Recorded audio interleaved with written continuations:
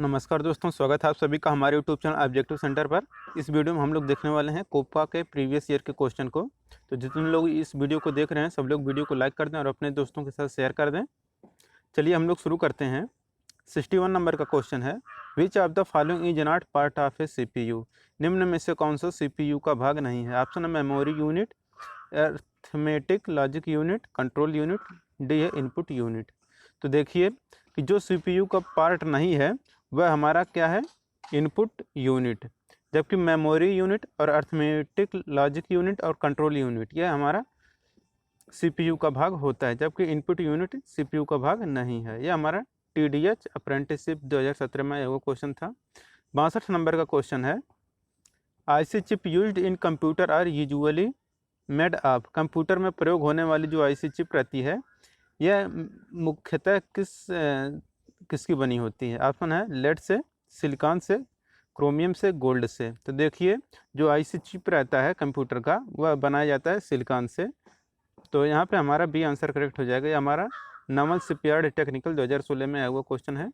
63 number question है, which of the following hardware component is the most important to the operation of database management system. निम्न में से कौन सा hardware घटक डेटाबेस प्रबंध प्रणाली के प्रचालन में सबसे अधिक महत्वपूर्ण है? ऑप्शन है high resolution video display, printer, high speed large capacity disk, D है प्लॉटर। तो देखिए इनमें से जो हार्डवेयर घटक डेटाबेस प्रबंधन प्रणाली के प्रचालन में सबसे अधिक महत्वपूर्ण रहता है वह रहता है हमारा high speed large capacity disk रहता है। तो यहाँ पे हमारा सी आंसर करेक्ट हो जाएगा। ये हमारा IUCL 2013 में हुआ क्वेश्चन था। 64 नंबर क्वेश्चन है, in a computer the system identifies a file by its. किसी कंप्यूटर में सिस्टम किसी फाइल का पता कैसे लगाता है? ऑप्शन है इसके नाम से, एब्सोल्यूट पाथ से, फाइल ओनर से, इंडोर नंबर से। तो देखिए कंप्यूटर में सिस्टम किसी फाइल का जो पता लगाता है वह उसके नाम से पता लगाता है। तो यहाँ पे हमारा ये आंसर करेक्ट हो जाएगा, नाम से पता लगाया जाता है। यह हमारा ECIL 2018 में आया हुआ क्वेश्चन था। 65 नंबर क्वेश्चन है, the terms ALU CPU input output device written to ALU CPU input output नामक उपकरण के संबंध शब्दों का संबंध किससे है? ऑप्शन है कंप्यूटर से, इन्वायरमेंटल इंजीनियरिंग से, डीजल इंजन से, engineering drawing and orthogonal projection से। तो देखिए ALU यानी कि arithmetic logic unit, central processing unit और इनपुट आउटपुट ये सब जो उपकरण का संबंध है ये हमारा कंप्यूटर से संबंध रखता है। तो यहाँ पे हमारा ए आंसर करेक्ट हो जाएगा कंप्यूटर। 66 नंबर क्वेश्चन है, फुल फॉर्म ऑफ MOS का पूर्ण रूप क्या है? या MOS का फुल फॉर्म क्या है? तो देखिए MOS का फुल फॉर्म जो रहता है वह होता है मेटल ऑक्साइड सेमीकंडक्टर। तो यहाँ पे हमारा ये आंसर करेक्ट हो जाएगा। यह MP व्यापम में आया वो क्वेश्चन है।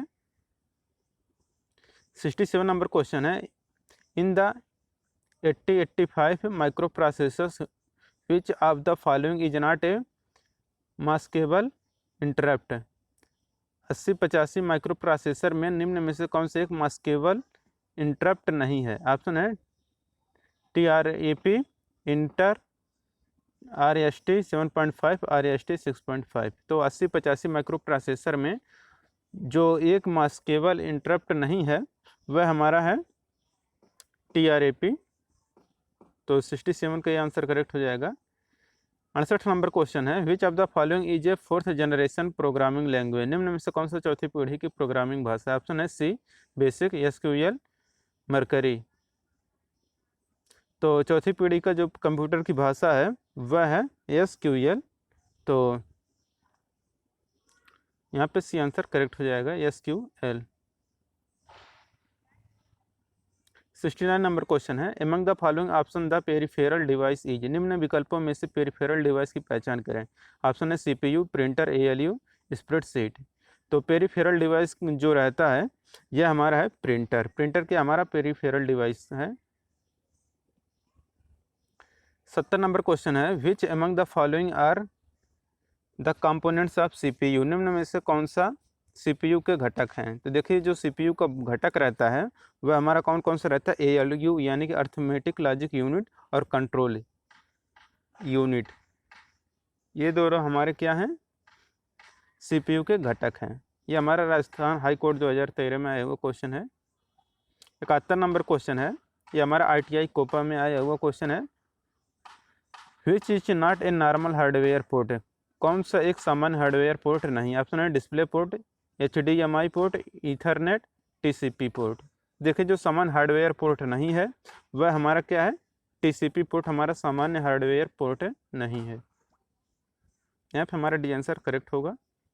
72 नंबर क्वेश्चन है, which of the following stores the program and data currently perform by the CPU? वर्तमान में CPU द्वारा निष्पादित प्रोग्राम और डेटा इनमें में से कौन स्टोर करता है? ऑप्शन है primary memory, axillary memory, secondary memory, tertiary memory. ये हमारा ITI कोपा में आया हुआ क्वेश्चन है। तो देखिए कि वर्तमान में CPU द्वारा निष्पादित प्रोग्राम और डेटा जो स्टोर करता है वह हमारा रहता है प्राइमरी मेमोरी। तो यहाँ पे हमारा ए आंसर करेक्ट हो जाएगा, प्राइमरी मेमोरी। 73 नंबर क्वेश्चन है, which of the following provides internal storage to the CPU? निम्न में से कौन CPU के आंतरिक भंडार प्रदान करता है? ऑप्शन है register RAM, register and RAM, hard disk. तो CPU को जो आंतरिक भंडारण प्रदान करता है वह हमारा रजिस्टर रहता है। तो यहाँ पे हमारा ए आंसर करेक्ट हो जाएगा, रजिस्टर। ये हमारा ITI कोपा 2016 में आया हुआ क्वेश्चन था। ये हमारे 2015 में आया हुआ क्वेश्चन है। The program instruction are represented in the binary and stored in the which from which they are fetched, decoded and actuated by the CPU। Program के निर्देशों को बाइनरी में दर्शाया गया है और किसमें संग्रहित किया गया है? जिसमें से वे CPU द्वारा प्राप्त, डिकोड और निष्पादित किए जाते हैं। Option memory, memory and chip, chip control unit. ये हमारा ITI कोपा 2015 में है वो क्वेश्चन है। तो इसका करेक्ट आंसर क्या हो जाएगा हमारा? मेमोरी। की प्रोग्रामों के निर्देशों को बाइनरी में दर्शाया गया है और उसे मेमोरी में संग्रहित किया जाता है जिससे वे CPU द्वारा प्राप्त, डिकोड और निष्पादित किए जाते हैं। 75 नंबर क्वेश्चन है, dot dot dot so how operation attributes are linked together and contributes towards releasing the computers? कौन सा एक दिखाता है कि कैसे परिचालन विशेषताओं को एक साथ जोड़ा जाता है और कंप्यूटर को साकार करने में योग्यता देता है? ऑप्शन है component design, computer architecture, computer working, computer organisation. तो देखिए ये जो रहता है ये रहता है कंप्यूटर ऑर्गेनाइजेशन। जो रहता है यह दिखाता है कि कैसे परिचालन विशेषताओं को एक साथ जोड़ा जाता है और कंप्यूटर को साकार करने में योगदान देता है। तो यहाँ पे हमारा डी आंसर करेक्ट होगा। 76 नंबर क्वेश्चन है, ये हमारा NCVT कोपा 2018 में आया हुआ क्वेश्चन है। ए dot dot dot is conceptual design and fundamental operation structure of the computer system? कौन से कंप्यूटर सिस्टम की वैचारिक डिजाइन और मौलिक परिचालन संरचना है? ऑप्शन है computer organisation, computer design, computer working, computer architecture.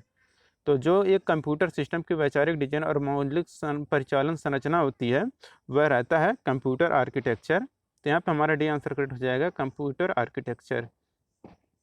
77 number question है, a device that is connected to a computer but it is not part of the core computer architecture is known as? एक ऐसा device जो computer से connect होता है लेकिन core computer architecture का भाग नहीं है, क्या कहलाता है? ऑप्शन है processing device, memory device, peripheral device, onboard device. तो देखिए जो एक ऐसा डिवाइस है जो कंप्यूटर को कनेक्टेड होता है लेकिन कोर कंप्यूटर आर्किटेक्चर का भाग नहीं है, वह हमारा कहलाता है पेरिफेरल डिवाइस। यहाँ पे हमारा सी आंसर करेक्ट हो जाएगा, पेरिफेरल डिवाइस। ये हमारे NCVT कोपा 2018 में वो क्वेश्चन था। ये हमारा मुंबई पोर्ट ट्रस्ट 2015 में वो क्वेश्चन है।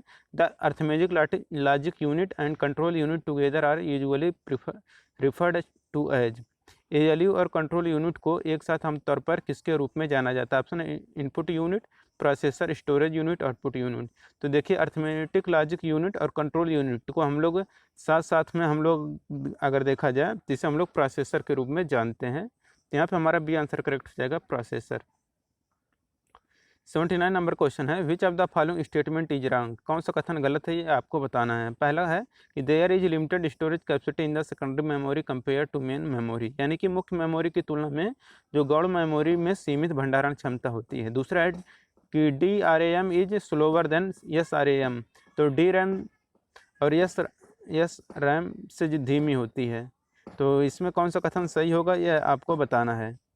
नहीं, इसमें पूरे कौन सा कथन गलत है ये आपको बताना है। तो देखिए जो कथन गलत है ये है कि पहला गलत है, जो पहला है ये हमारा गलत है जबकि दूसरा हमारा सही है। तो यहाँ पे हमारा सी आंसर करेक्ट हो जाएगा, केवल पहला गलत है दूसरा सही है।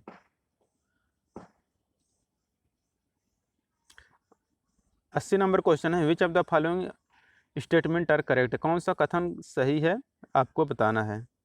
तो देखिए पहला है कि access to primary memory is more than the access time of secondary memory. Second है कि for the same storage capacity D RAM is cheaper than SRAM। निम्न में से कौन सा सही कथन है, यही आपको बताना है। तो देखिए कह रहा है कि प्राइमरी मेमोरी का एक्सेस सेकेंडरी मेमोरी के एक्सेस टाइम से ज़्यादा होता है, तो ये हमारा गलत है। दूसरा करें समान संग्रहण क्षमता के लिए डी रैम और SRAM की तुलना में सस्ती होती है, ये बिल्कुल सही है। तो यहाँ पे हमारा केवल सेकंड सही है, पहला गलत है। ये हमारा DRDO CVRD 2017 में वो क्वेश्चन था। 81 नंबर क्वेश्चन है, depending on the access time what kind of memory is the fastest. उपागम समय के आधार पर किस प्रकार की स्मृति में यानी कि मेमोरी सबसे तेज है। ऑप्शन है रैम, कैशे, CPU, रजिस्टर, रोम। तो उपागम समय के आधार पर जो मेमोरी सबसे तेज रहती है वह है कौन सा, CPU रजिस्टर। ये हमारा इसरो IPRC में आया हुआ क्वेश्चन था। 82 नंबर का क्वेश्चन है जो कि HNL 2015 में आया हुआ क्वेश्चन है कि flash memory is of the specific type. Flash memory एक विशिष्ट प्रकार का क्या है। तो देखिए जो फ्लैश मेमोरी होता है यह हमारा EEPROM रहता है। तो यहाँ पे हमारा भी आंसर करेक्ट हो जाएगा। 83 नंबर क्वेश्चन है, which of the following is used primarily for the cache storage. Cache memory के लिए मुख्य रूप से निम्न में से किसका उपयोग किया जाता है। ऑप्शन है DVD, DRAM, SRAM, Blu-ray disc. तो देखिए कैचे मेमोरी के लिए जो मुख्य रूप से जिसका उपयोग किया जाता है वह हमारा रहता है SRAM। 84 नंबर क्वेश्चन है, in the context of SSHD memory what is the full form of SSHD। SSHD memory के संदर्भ में SSHD का पूर्ण रूप क्या है। तो देखिए SSHD का जो फुल फॉर्म होता है वह हमारा क्या रहता है, सॉलिड स्टेट हाइब्रिड ड्राइवर। तो यहाँ पे हमारा सॉलिड स्टेट हाइब्रिड ड्राइवर होता है। तो यहाँ पे हमारा सी आंसर करेक्ट हो जाएगा। 85 नंबर क्वेश्चन है, which among the following describe ROM. निम्न में से कौन रोम का वर्णन करता है। ऑप्शन है read only memory, read once memory, read on memory, read other memory. तो रोम का जो फुल फॉर्म होता है ये होता है रीड ओनली मेमोरी। तो